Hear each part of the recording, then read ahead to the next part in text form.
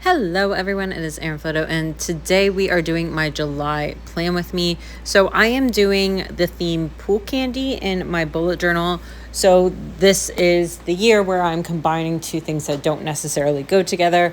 So I picked pools and candy when I spun the wheels, and somehow I'm trying to make it work. So I decided to go with an overall like kind of pool party theme, and then incorporate the candy part of the theme using pool floats. So that is how I combine these two things together.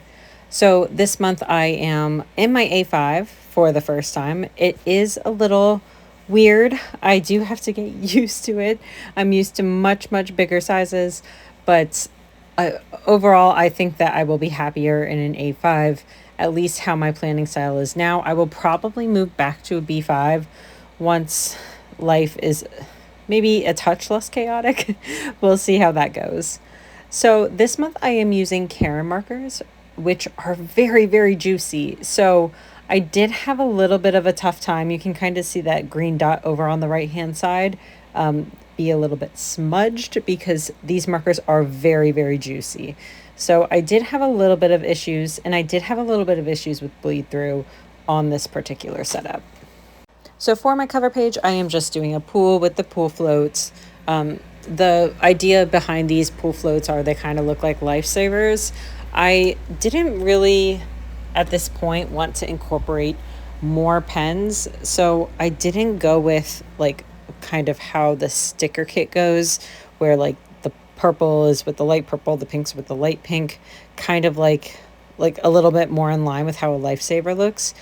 But I just went with purple and pink for this one. And then the dots are kind of like the dots candy, if you know what I'm talking about, where it's like the page and then there's like little dots on them of different colors. So that's the idea behind that like decorative element as well. In my most recent mid-year goal setting video, I talk about how difficult of a time I'm having around goal setting and things like that. So I kind of talked about how I need to flesh out my goals a little bit more on a monthly basis.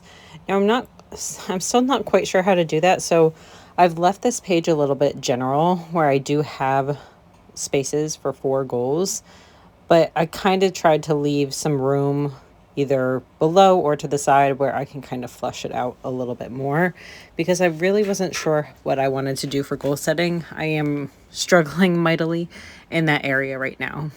And then to the right hand side, I'm going back in time to what I have been doing for a long time.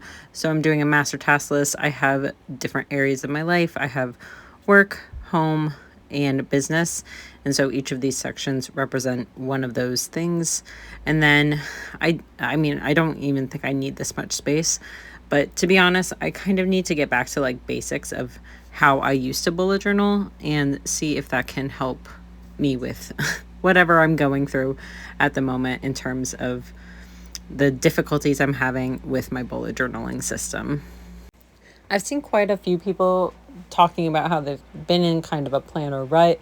I wonder if that's just kind of what happens during this mid-year time, is you go into the year, you think everything's good, you think you have things figured out, and then life starts to happen, and then different things start happening like around the world, and sometimes because of how everything else is going on brings chaos to your mind. I think that's one of the reasons why we're seeing so many people with stress related to their planner, is because so much of life seems so unpredictable right now. I mean, the markets are up one day, they're down the next, they're up and down in the same day.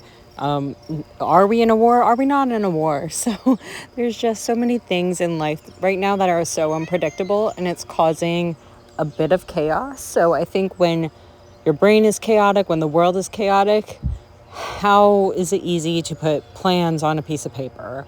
Like, how am I supposed to think about goals when I don't know if I'm going to have a job in a couple months, you know? And I'm sure a lot of people are feeling that way. Anyways, all of that is to say, for all those in that planner rut, planner stress, world stress, I just want to say I feel you. I get you. I'm in it right now. I totally understand how chaos in your mind brings chaos on paper, and like just not knowing what the next step is. That's kind of where I'm at right now in my bullet journaling system. So a lot of this is like kind of back to basics of like how I've originally planned. And in fact, I put mood tracker here. Guess what? This wasn't supposed to be a mood tracker. It was supposed to be a workout tracker.